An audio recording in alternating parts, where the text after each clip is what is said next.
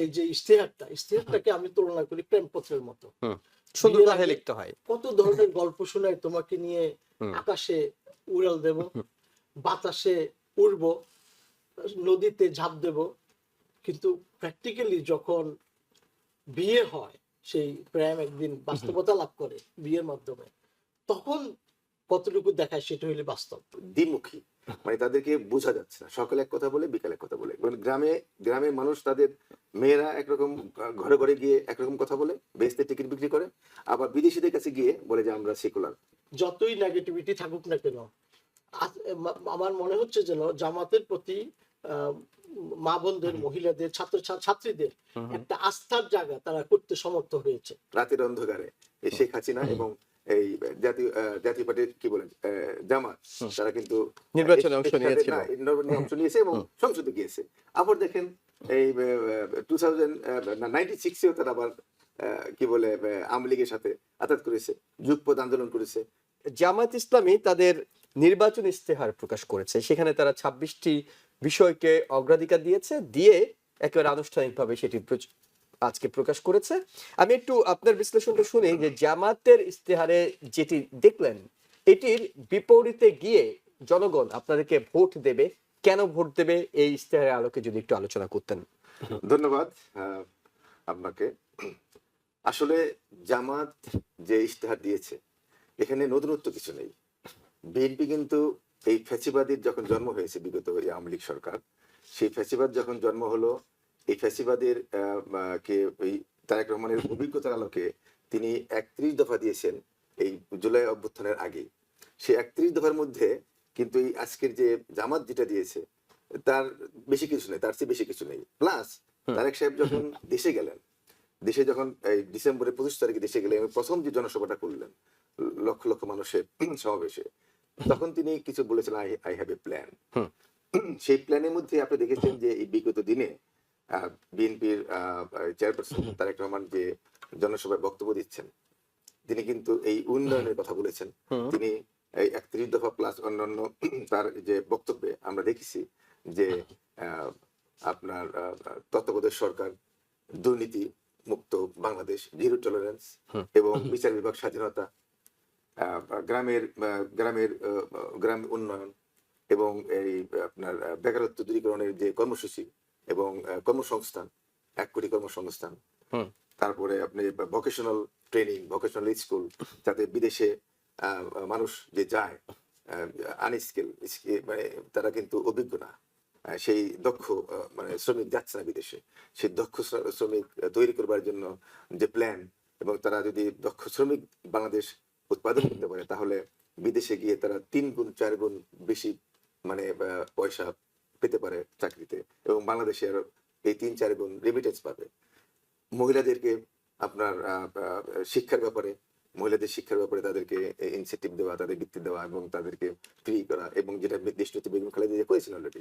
তারপরে তিনি বলেছেন যে স্টুডেন্ট যারা বিদেশে যাবে, স্টুডেন্টদেরকে লোন দেওয়া, মানে এই যে জিনিসগুলি কিন্তু অলরেডি আপনার কি বলে তারেক সাহেব দিয়েছেন। বলছেন যে ইস্তেহারে নতুনত্ব কিছু নেই। হ্যাঁ, কিন্তু সাধারণত ইস্তেহার যেটি হয়, ইস্তেহার খুবই সুন্দর সুন্দর কথা থাকে। আমরা এর আগেও আওয়ামী লীগ সরকারের সময় অনেক ইস্তেহার দেখেছি, তারা একেবারে বাংলাদেশ এগিয়ে যাবে, ডিজিটাল বাংলাদেশ, নানা ধরনের ইস্তেহার দিয়েছে, কিন্তু কার্যক্রমে গিয়ে তো ভিন্ন।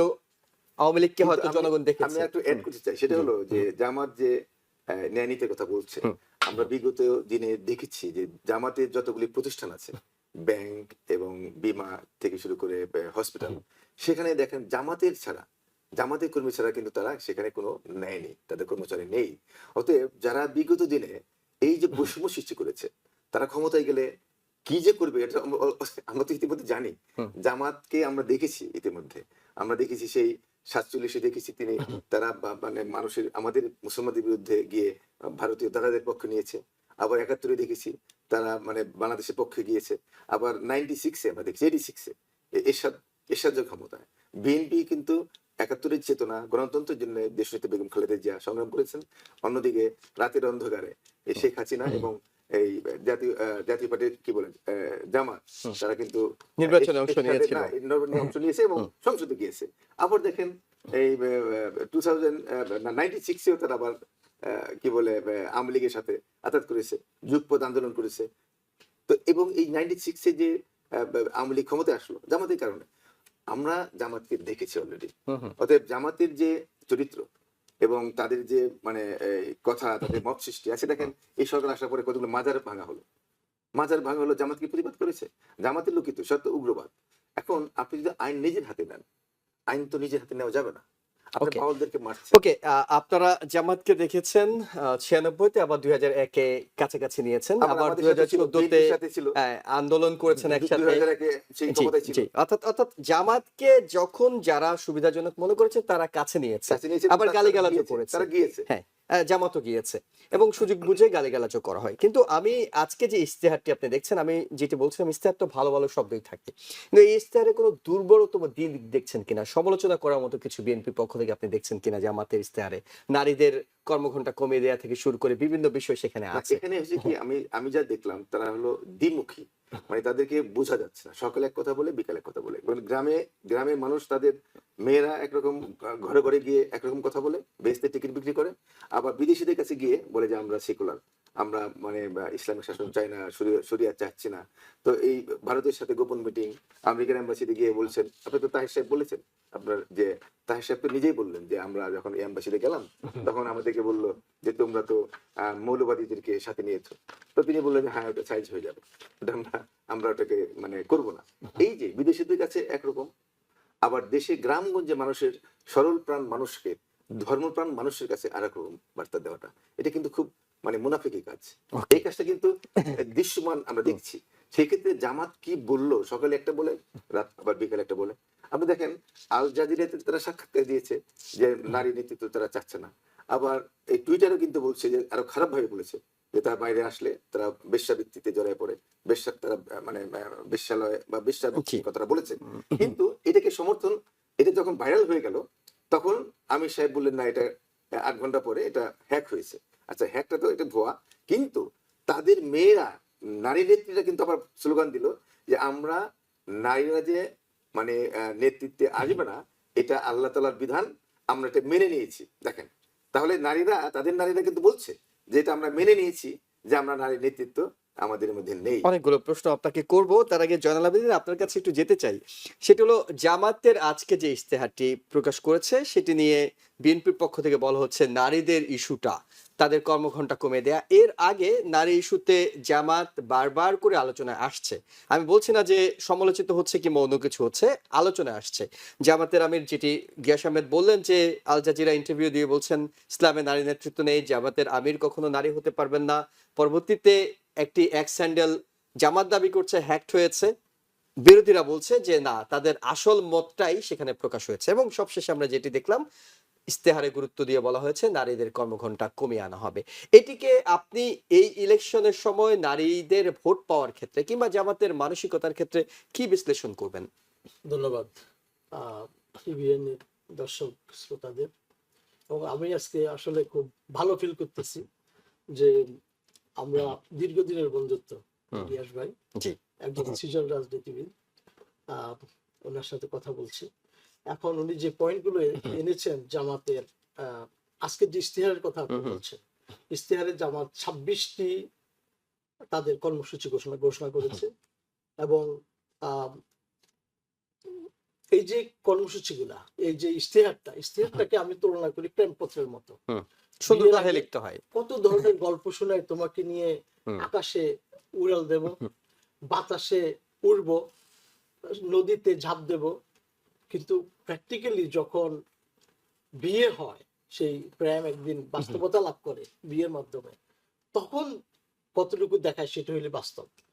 এখন আমরা মানুষের মধ্যে যে বর্তমানে যে একটা ফ্লো, একটা ন্যারেটিভ ক্রিয়েট হয়েছে যে আমরা জামাতকে মানে আওয়ামী লীগকে দেখেছি, বিএনপি কে দেখেছি, এখন নতুন করে জামাতকে দেখতে চাই। অবশ্য আমি বলবো যে আংশিকভাবে জামাতকেও দেখা হয়েছে। 2001 থেকে 2006 পর্যন্ত বলছেন, 2006 পর্যন্ত। এবং জামাত একটু আগে যেটি আপনি বললেন যে আওয়ামী লীগের সাথেও কোয়ালিশন করে মানে আন্দোলন করেছে, আবার বিএনপির সাথেও সরকারিও ছিল, 4 দলীয় জোট যখন ছিল। তো এখন স্পেশালি মহিলাদের যে কর্মঘণ্টার বিষয়টা আনছেন, সেটার একটা ব্যাখ্যা জামাতের আমির দিয়েছেন। সেটি হচ্ছে যে আমরা কর্মঘণ্টা এটা অপশনাল থাকবে। যদি কথাটা এরকম হয় যে 8 ঘন্টা কাজ করুক, 10 ঘন্টা কাজ করুক, এটা প্রত্যেকের যখন কেউ মাতৃত্বকালীন সময় সেখানে 3 ঘন্টা কমিয়ে দেওয়া হবে। এবং যাতে এই এই যে পৃথিবীতে যে কোনো কাজ অর্ধেক করেছে নর, অর্ধেক নারী, বাংলাদেশের ক্ষেত্রে অর্ধেক নারী, 12,72,00,000 ভোটারের মধ্যে প্রায় অর্ধেক নারী। তো সেই ক্ষেত্রে নারীদেরকে কর্মোদ্যোগী রাখার জন্য, যাতে নারীদের অসহায়ত্বকে গুছানোর জন্য যে কথাটা বলা হয়েছে, যে সম্মান দেওয়ার জন্য, যে 3 ঘন্টা কর্মঘণ্টা কমিয়ে দেওয়া হবে, 5 ঘন্টা কাজ করবে যদি অপশন ওনারা নেন। আর এই মাতৃকালীন সময় যাতে 6 মাস বা 3 মাস এরকম না করে একটা সময় থাকবে, যাতে বাচ্চাটা মানে একটা বেবিসিটার বা কারো কাছে থাকার মতো থাকতে পারি, এই ধরনের অবস্থা। তো এইটা একটা পজিটিভ দিক, কোনো সন্দেহ নেই। এখন বাস্তবতা কতটুকু? বাস্তবতা হচ্ছে যে সবাই বলছে যে, ইভেন তারেক সাহেবও বলতেছে যে কি কার্ড দিবে, ফ্যামিলি কার্ড দিবে, কৃষক কার্ড দিবে। তো এই ধরনের প্রতিশ্রুতিগুলো আছে, জামাতও দিচ্ছে। জামাত আজকে যে ইশতেহারটা দিয়েছে তার সেখানে বৈষম্যহীন, যেটা হলো 24-এর গণ আন্দোলনের যে বিপ্লবের যেই চাহিদা এবং বৈষম্য থাকবে না, এই কথাগুলো সবাই বলতেছে। কিন্তু এখন কথা হচ্ছে যে বাস্তবে কতটুকু। তো সেখানে আমরা রেফারেন্স হিসেবে যেটা বলতে পারি যে দেখেন, সম্প্রতি 5টি বিশ্ববিদ্যালয়ে নির্বাচন হয়ে গেছে, পাবলিক বিশ্ববিদ্যালয়, যেখানে মেধাবী ছাত্রছাত্রীগুলোই লেখাপড়া করে। এবং এটাকে কম্পিউটারের যেমন একটা মিরর থাকে, বিশ্ববিদ্যালয়টা একটা মিররের সাথে তুলনা করা যায়। সেখানে শিক্ষিত ছেলে মেয়েরাই থাকে। এবং সেখানে আমরা যেটা দেখেছি যে যতই নেগেটিভিটি থাকুক না কেন, আমার মনে হচ্ছে যেন জামাতের প্রতি মা বোনদের, মহিলাদের, ছাত্রীদের একটা আস্থার জায়গা তারা করতে সমর্থ হয়েছে। কারণ আমি ব্যক্তিগতভাবে বলি, আপনি জানেন আমার কোনো পলিটিক্যাল অ্যাফিলিয়েশন নাই।